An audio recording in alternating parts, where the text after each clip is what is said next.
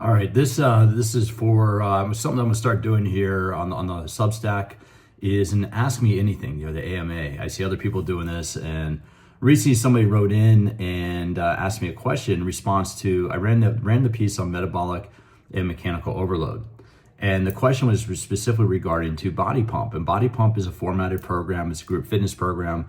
A strength training based group fitness program developed by Les Mills. Les Mills created Body Pump maybe 30 years ago as a systematic approach to strength training in a group fitness format. So what Les Mills does is relatively moderate weight for a relatively high rep scheme.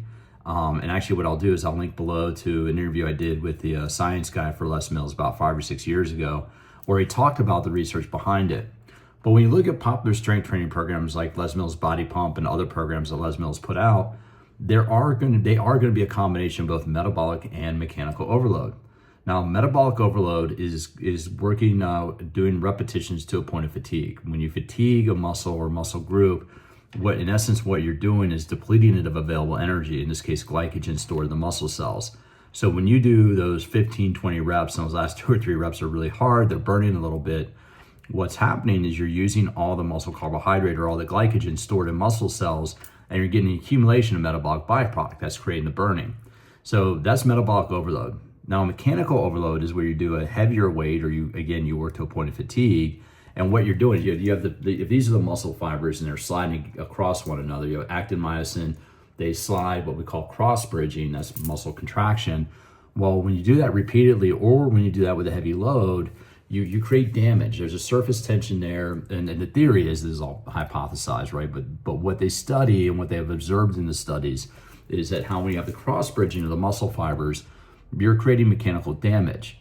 And that mechanical damage initiates a repair process. You get satellite cells which repair the tissue, you get hormones like peptide growth factors, you get growth hormone, another peptide hormone, you get testosterone. All those are used to repair, like testosterone promotes muscle protein synthesis and reports the repair process.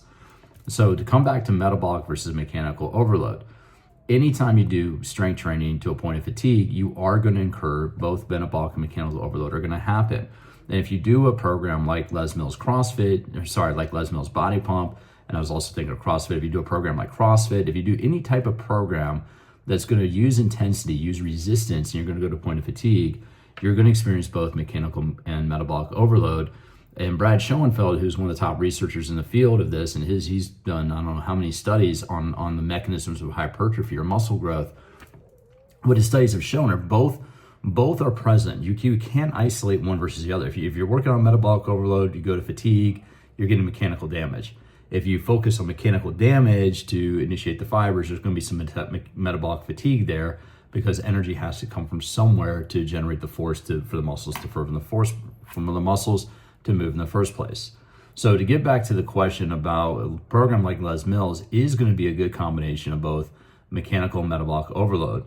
Now, this is in no way, shape, or form a criticism of Les Mills in particular, but my advice is any program you might do, whether it's Body Pump, whether it's Pilates, yoga, CrossFit, whatever you might do, is unless the intensity is changed, unless the intensity is structurally changed on a consistent basis, whether it's day to day, week to week, or month to month, it's a good idea to change your workout program every 3 to 4 months, because the body will adapt. About 12 to 16 weeks, there's the general adaptation syndrome by Hans Selye, which tells us that when a certain stimulus is applied to the body for a period of time, adaptation takes place, and after a period of time, the body hits a plateau and we need a different stimulus.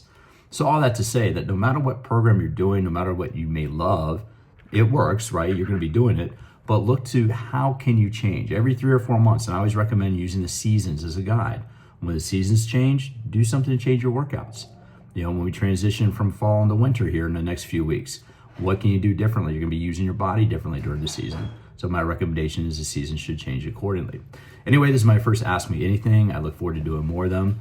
Thank you very much. Take care.